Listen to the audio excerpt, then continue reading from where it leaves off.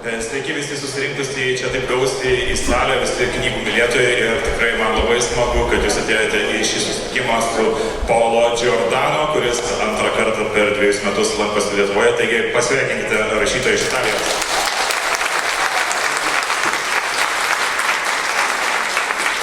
Ir visų pirma, tik tai dar noriu pasakyti, kad šitas pokalbis vyks anglų kalba, taigi tie, kas galbūt ne taip gerai moka anglų kalbą, nesupranta, kad reikėtų jums pasiimti ausines, kurios yra prie įėjimo. Tačiau prieš pradedant pokalbį, prieš kalbant apie autoriaus naujausią knygą Tasanija, aš kviečiu į sceną pirmąją Italijos ambasados sekretorę Vedėjas.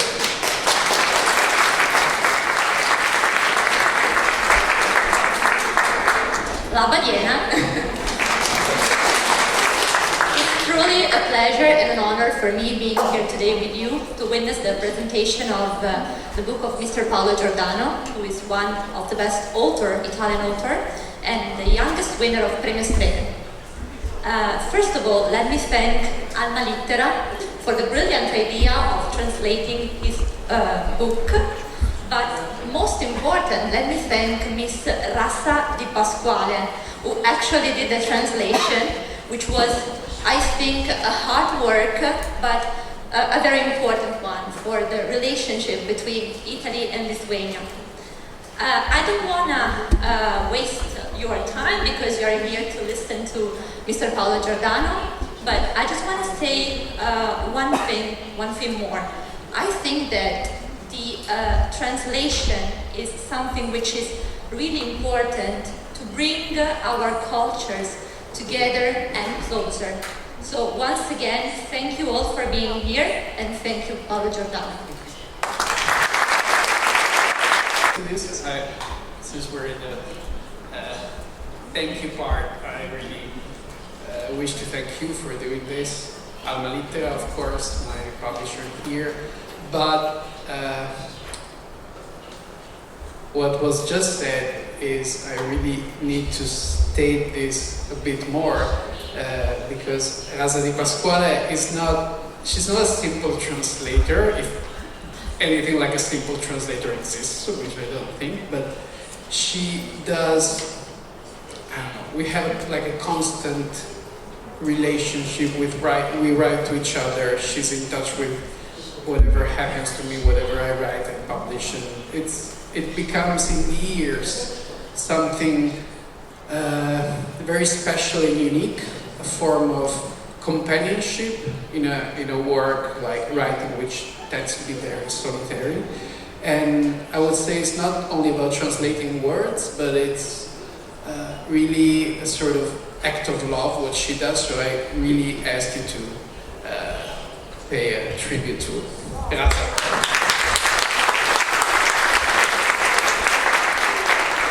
Thank you, Rasta. And I think nobody needs introduction to PAOLO GIORDANO and his works, because I think if you are here, you actually know what he's writing about. And I hope you already bought this new book, Tasanija, which is, in my opinion, is a very wonderful book, and is one of his best, if not his best. And he's awarded writer, and is one of the best writers in Italy.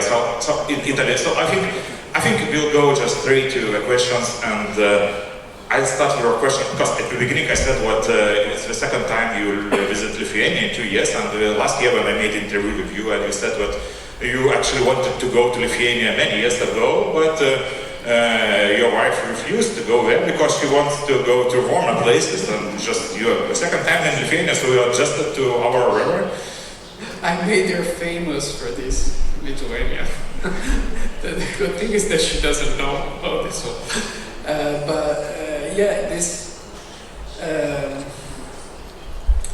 has a specific meaning to me, as I suppose to most of the foreign writers who are invited to the book fair this year.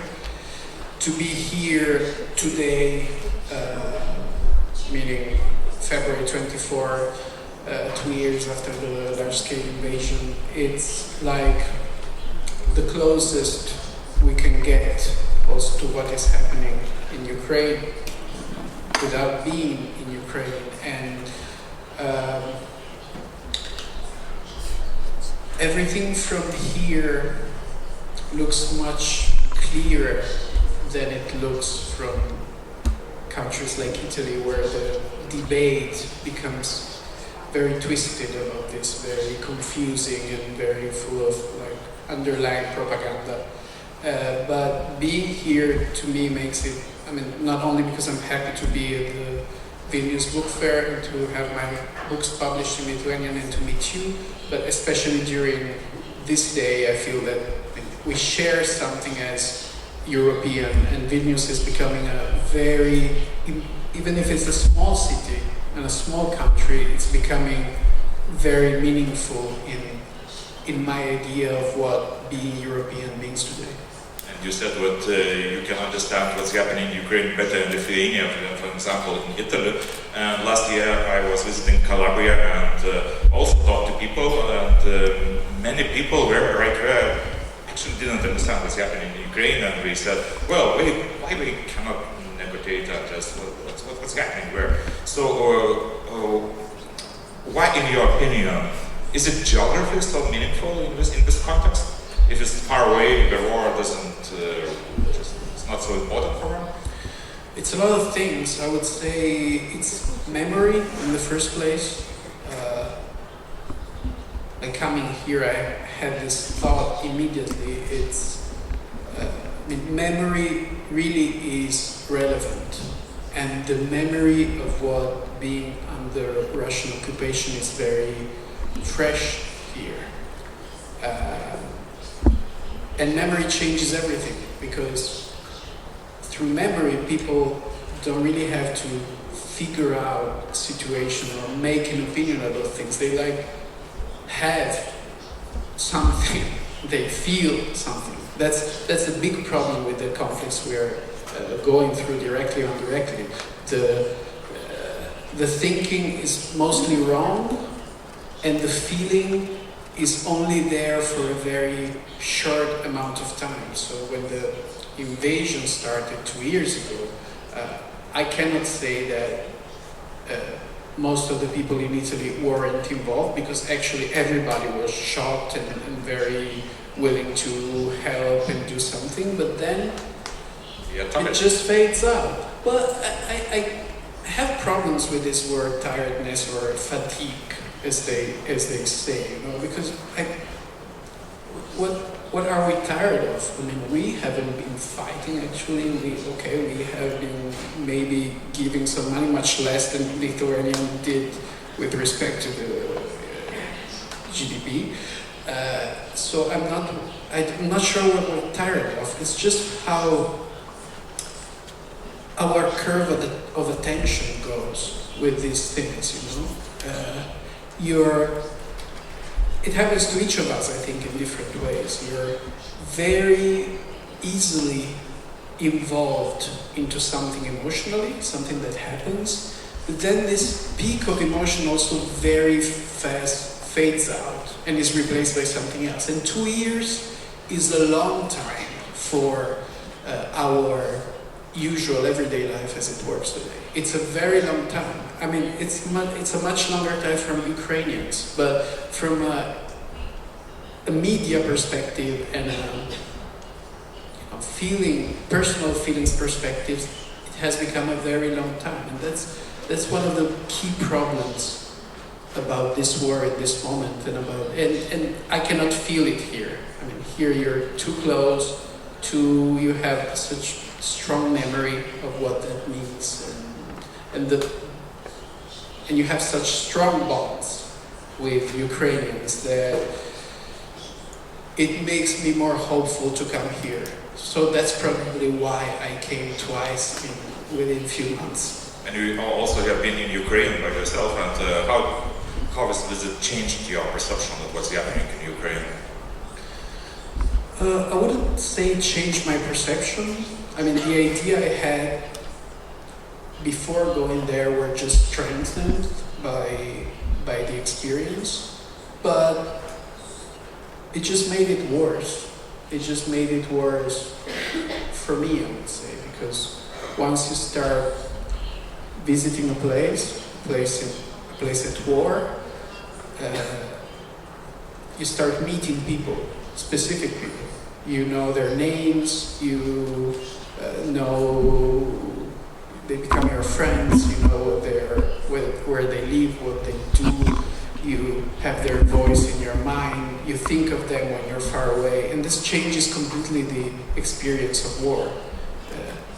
I mean, from an abstract thing, it becomes something specifically related to people you met and people you worry about, and people who have other people they worry about. So this chain of preoccupation and violence and sadness gets directly to you. And that's why I still think that the direct experience of dark places, such as war places, is very important. And it's very important for a writer, because you need to be in touch with places where the sufferings are happening. Okay, and I think we can move to your book Tasanija. And last year, when I made an interview with you, you said that at the beginning of writing each book, you have a question. And what was the question before writing this book? Maybe it was a set of questions in this specific, for this specific book, but probably the main one was, I mean, Tasanija was started before the large-scale invasion, so like 6 months before, which was September 2021, and at that moment, I'm sure you do remember, we were still within another big crisis, which was the pandemic crisis, and you know that Italy was one of the first countries, maybe the first country, to be so heavily affected by the COVID wave outside of China, and that specific moment was the peak of deaths that we were having, and at the same time it was a moment in which we were all, it was not the biggest, it was a year after, sorry, it was like where the pandemic started to decay, and we were all weirdly used to it, to this new thing. But there were so many people who died, and I felt like I was in between these two moments, you know, when something very big happened, and everybody's trying as hard as they can to move on. Move on meaning forget and I said, okay, but how can I just forget about it and write, I don't know, whatever fiction book comes to my mind? And I said, I need to do something with what just happened, and especially, more specifically, with the crazy number of dead people that happened, not only in my country. And I said, so the question was, what can we do? What can I do with this wave of death that was over us in a moment? I know it's a very sad way to put it, and the book is not sad, because one of the answers was, okay, we probably went through a short end of the world, and there are so many things that are happening, but we can try and see how it is to live and love and do the usual things that everybody does in this decaying world. And that's what Tasanija came out. And you said in one interview that after a pandemic you feel a little bit more free because you are just a survivor. You are the one who is not dead. And is it like something kind of post-apocalyptical feeling? A little bit, yes. You know, Italy is the country of a very, to me, if I could choose one book to save. I know it's a very stupid idea, but somehow sometimes they ask you to do this. And that book would be an Italian book, which is If This Is a Man by Primo Levi, which is, to me, still the most important testimony of an apocalypse, a human apocalypse that happened. And it's beautiful literature. And that book always showed to me that the survivor's perspective is probably the best perspective for any writer to write something. So writing, there is something that is deeply connected between the fact of being a survivor of something and being able to tell a story. That was true from the very dawn of narration, survivors of war would tell war stories because that was their duty, their legacy. And somehow we lost that idea in modern times. Writing, that's something I suffered from, an idea I suffered from until the pandemic came. Writing became, and novels became more and more related to the idea of entertainment, which, I'm not against it in general, but it's just not the whole thing. But what you're usually presented with, if you're a writer today, is the idea that you are part of the entertainment culture. And that just simply didn't fit me so much. When the pandemic came, to me, the very bad things happened, but there was some part of me that was relieved by that idea. And I said to myself, okay, now you have the right to take that perspective that you always admired and thought that was the right one, because we're all survivors in this present. And so you can decide to talk about your present as a survivor. Yeah, and you said about entertainment, and the book says entertainment, and because it's not bad. Entertainment it's not bad, but it's because yesterday I just talked to another author who is visiting the Vilnius Book Fair, Barnett, and we will discuss this afternoon at the Vilnius Book Fair, and we also talked about the purpose of literature, and we also talked about entertainment. And if it's not entertainment, what's what literature is for? What's the aim of literature in your opinion? It's always a bit controversial when you put together the words aim and literature, because I think it should be like the aimless form of expression, but like art in general probably. So, but I agree that as a writer, I need to have an aim for the specific things I write. And the aim is not to heal anything in the world, is not to show anything in the world, is not to explain parts of the world. There are other things that are better for all these purposes.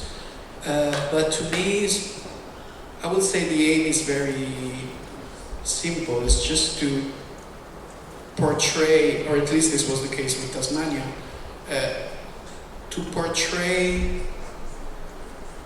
a feeling that was shared at some moment by many people in Europe specifically. Something we went through, not the pandemic, because the book doesn't touch the pandemic, it ends before that. So it's the years before that, the years of climate crisis, terrorist attacks, all those crazy things we went through and then forgot about. But my aim was just that, to go back and say, okay, how did we all feel, or how did I feel? And maybe what I was feeling at that moment can be something that readers then share and recognize themselves in. And I think that's enough. Maybe it doesn't change anything, or maybe it just gives a shape to feelings that are hovering above us and are just unformed, and sometimes always also dangerous in being so left behind. And maybe that's the beauty of literature, because it has no practical use of it. Maybe it's just very good. And you just talked about memory, and I think it's also one of the themes in Tasmania, how our memory works. And you just mentioned that we tend to forget everything, yes, and we just don't learn from our mistakes and from humanity mistakes, and that's when atomic bomb metaphor is in this book, right? Yes, the atomic bomb, as the main character of the book, the narrator is trying to write a book about the atomic bombs, which was what I was actually trying to do when I then quit the project and later on started to write Tasmania. So the bomb has been a thought for me since I was very young, since I saw I think a BBC documentary, and I was like 7 years old, and I was shocked by this thing, the mushroom cloud, the idea of that destructive power. And I think that influenced me much more than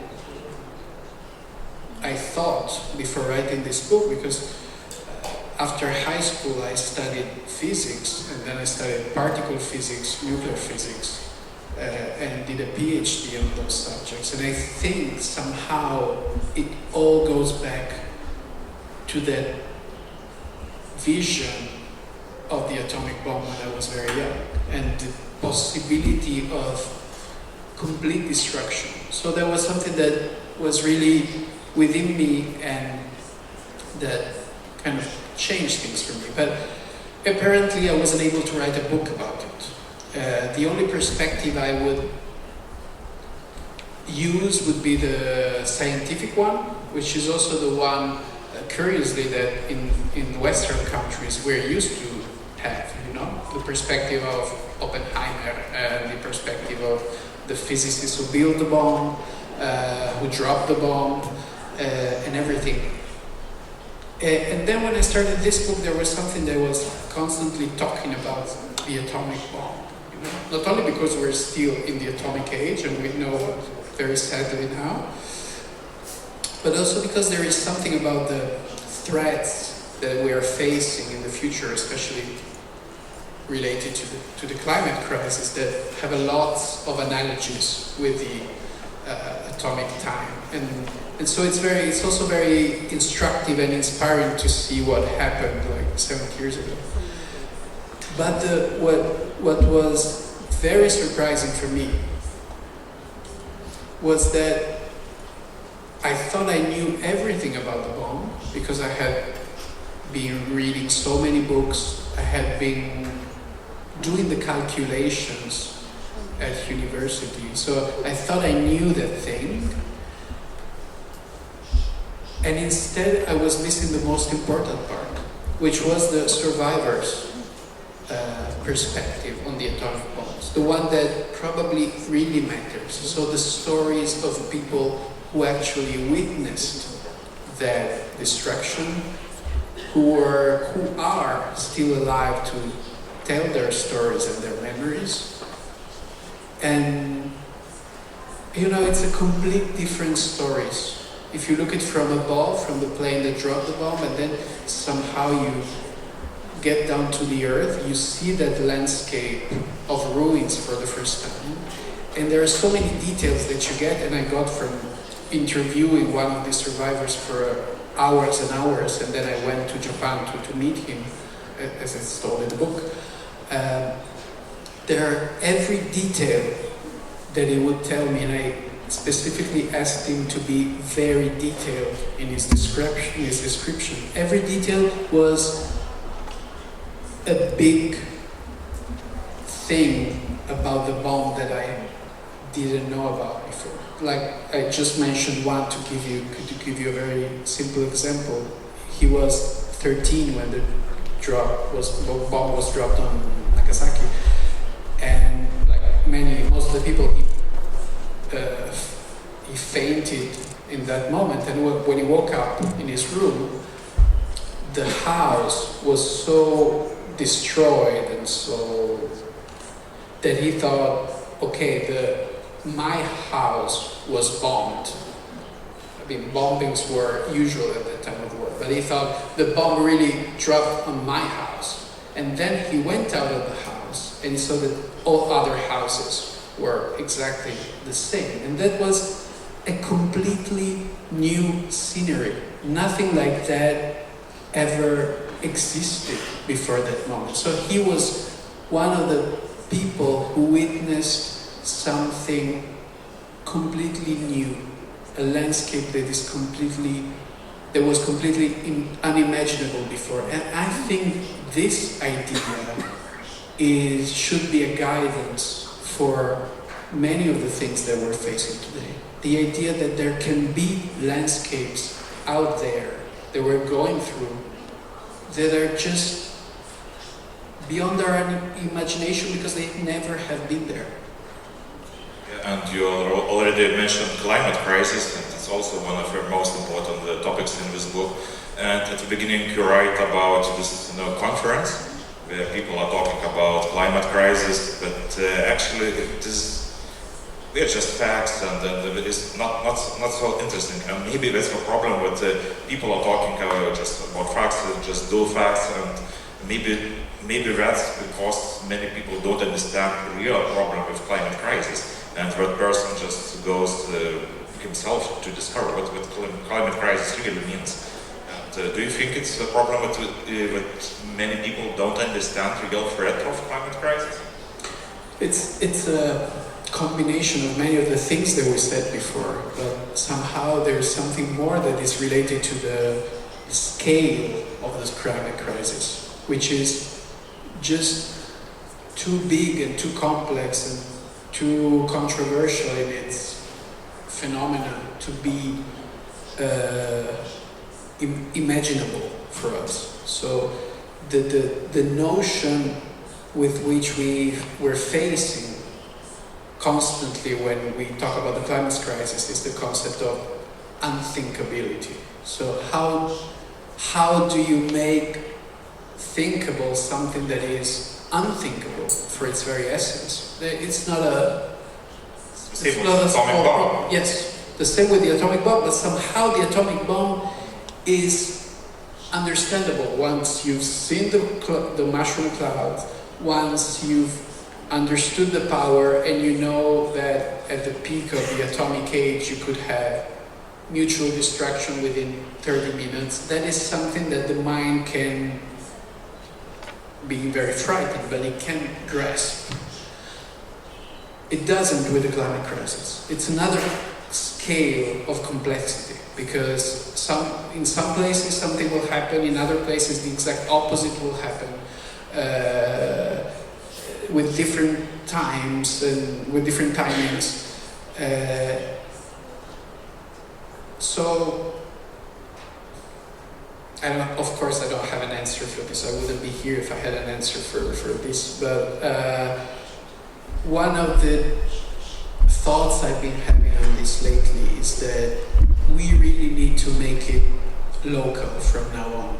We really need to try and think the climate crisis as a sum of local problems. So Lithuania is probably already facing with its own climate-related problems, and that is something that people can access, and that is a step to be able to think about the bigger picture. But so far we've always tried to tackle climate crisis in a very abstract, global way, and it's simply not effective anymore. So we need to try to, we're human beings, that's related to what we're thinking about Ukraine, Ukraine is further away from Lithuania than it is from Italy, and geography matters and distances matter, so the debate is worse in Italy than it is here, and so we need to take into account limits of the human imaginations, which are huge.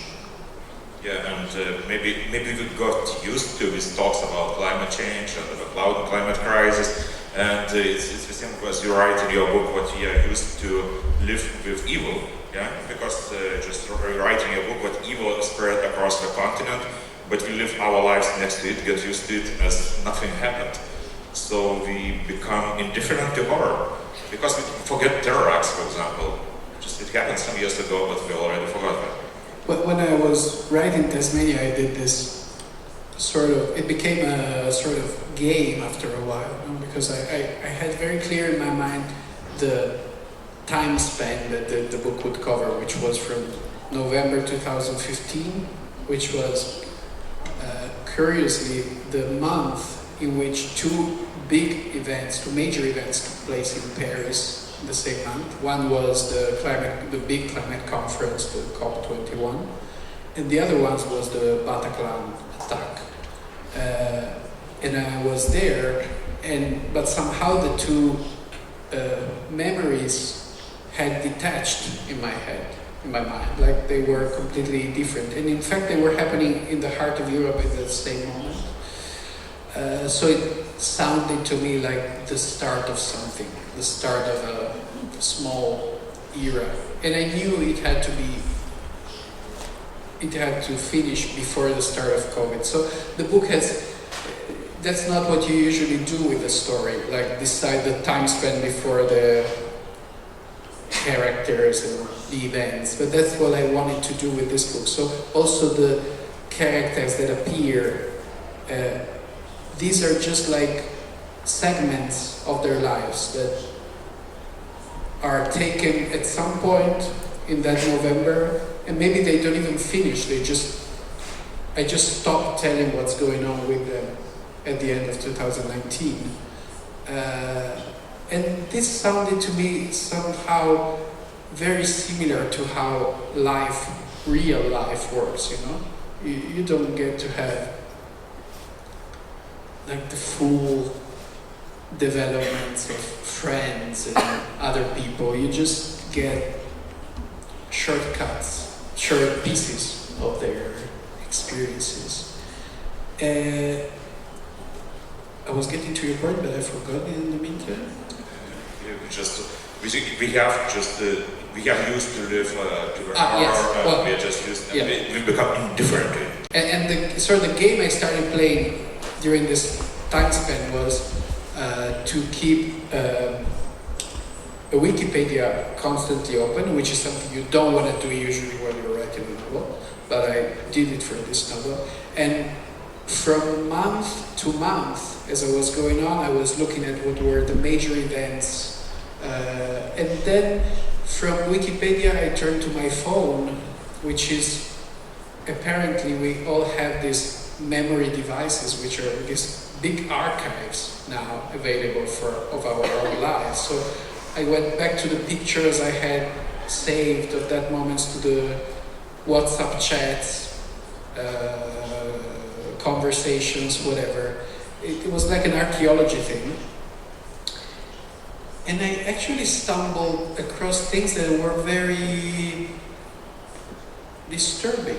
Like the fact that in 2017, I was actually chatting with a friend about the beheadings, the videos of beheadings of the Islamic State in that moment. You probably remember there was a moment in which beheadings videos were circulating online. And I stumbled into this conversation and I said, oh, how can this be possible? It just happened like 5 years ago. We were talking about something that horrible, and then somehow we forgot, we moved on, it's just something that happened to us. So, I don't know, there are two sides of it. One side, the good side, is that apparently we are very, very, the idea of survival is very strong in us. So the removal of memories is a very powerful way of surviving. But there's also like a scary part to it. And as a writer, I find it very fascinating to travel between the two. Yeah, and I think what this book is the most personal book from which you wrote, and I think I even could call it the most sincere book. And when you read it, it feels like non-fiction. It's very much just some kind of mix of fiction and non-fiction. And you just try to make this book as real as possible. It was the purpose of you? Yes, but again, this was very deliberate. And you really have a novel in your hands, I think, not when you have a story, like most people think, but when you have a voice to tell something about,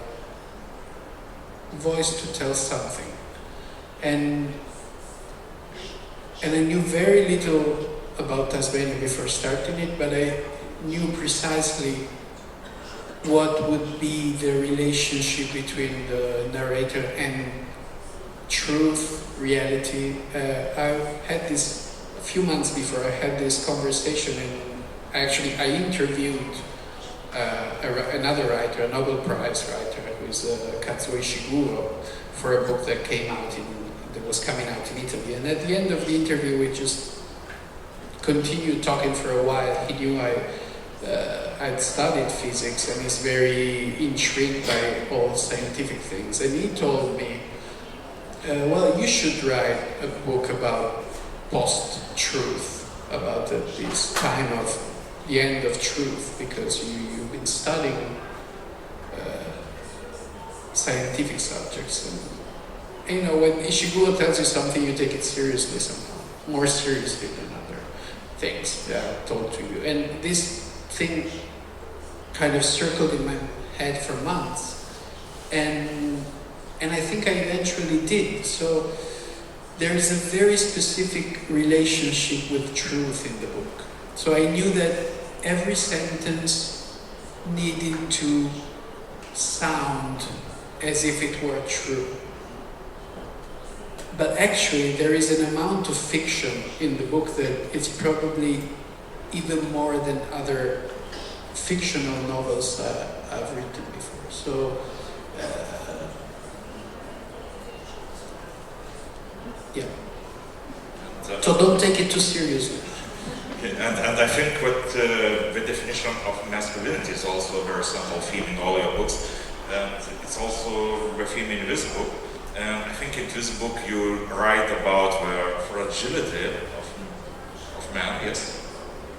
Yeah, it's still like some, it's strange to say, but it's still some sort of taboo, you know? And, you know, men haven't been working on themselves so much, so hard, like women had to do. So there is still a lot of, strange taboos, fears, stereotypes related to masculinity, whatever it means. And as a boy, I was, and even I think even as an adult, but in a much lighter way, I was struggling with them, and I think everybody's struggling with them, like the idea of what it means to be a real man. That is something that somehow shaped things and choices of my life and made me feel very wrong for a long time. And I think it's very shared. And I think it's something very intriguing to write about. And, you know, we feel like we're in moments of quick transition in the way we look at gender and power relationships between the genders. But then when you really look at things, is it really so? Or are we actually in a time of slight drawback from some idea? I'm not sure we're still in the line of progress. It's a genuine question. I'm not stating anything. It's a genuine question I have.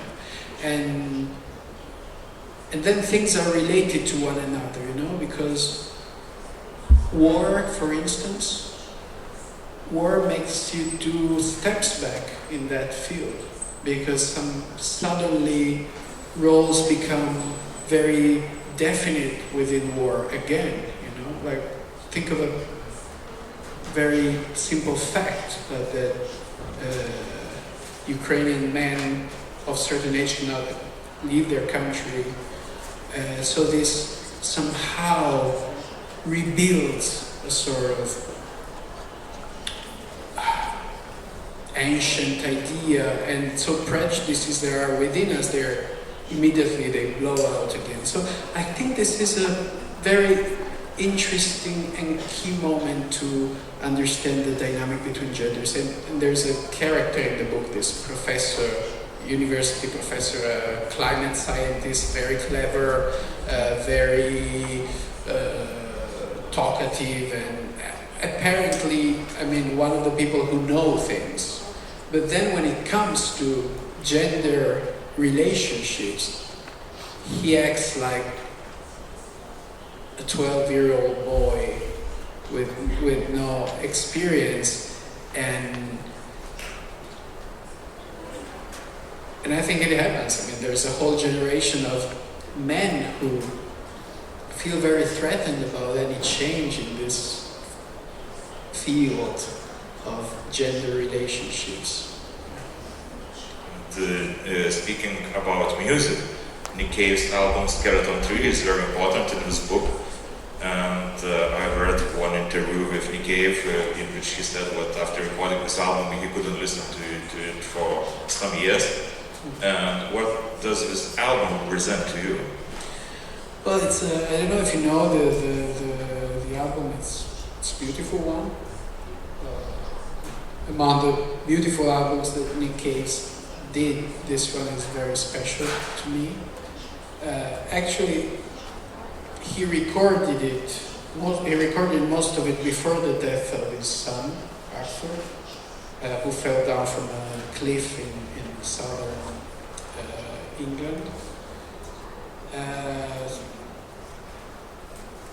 But it's like, if you listen to the record, it feels like he's talking and singing about this loss for the whole album. So it's really, it tears your heart apart to listen to it.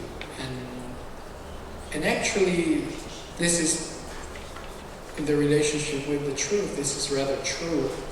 I was listening to that record a lot in a moment in which my wife and I understood that we wouldn't have children of our own after a process in this, like painful as all these processes are. And somehow that record was a way for me to process that information, and also that, I don't know how to call it, disappointment. And this is at the center of Tasanija. I would say this is the most personal part of it, because the idea of the future itself, the future of the planet, the future of democracies or whatsoever, then does this really matter in our everyday life? Well, sometimes what matters more is the small disappointments that you have within your family or within your couple or whatever, you know, small things of intimate life. And somehow they talk to each other, this small intimate world and the big outer picture. And Skeleton Tree was a healing record, you know. There's this stupid thing that we always say when someone is going through a bad time, you know. We tend to react as if like light things or cheerful things would like make it better, but when someone is going through a bad time, they usually need to find something that mirrors and recognizes their pain. And that record did this to me. It was like a sort of conversation that you sometimes can have with books or records or art. Okay, and I see that we are running out of time, and maybe the last question. The book ends with a sentence, I write about all the things that made me cry. Where do you find hope? Where is the place which doesn't make you cry? I think that writing books is a big form of hope today. No?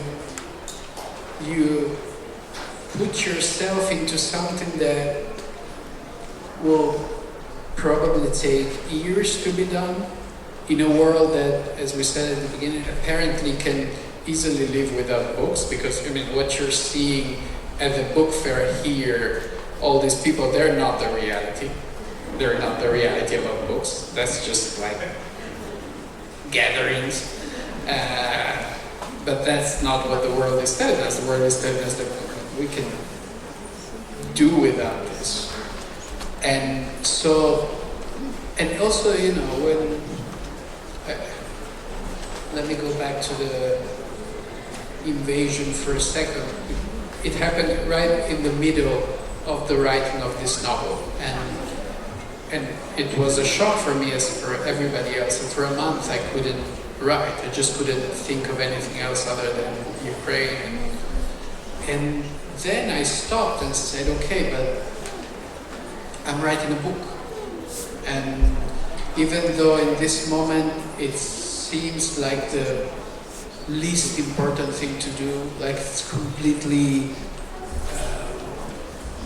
avoidable and even stupid, the act of sitting down and writing a novel. It's okay, that's what I do. That's what humanity has been doing also in the hardest times. Sit down and write a book and believe that there will be a future in 5 or 10 years and that somebody will read it, will be there to read it. So I think this is a very big act of hope.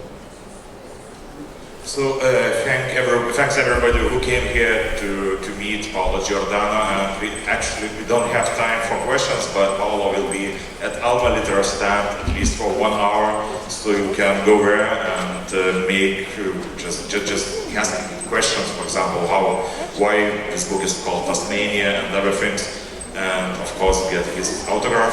So thank you. Thank you.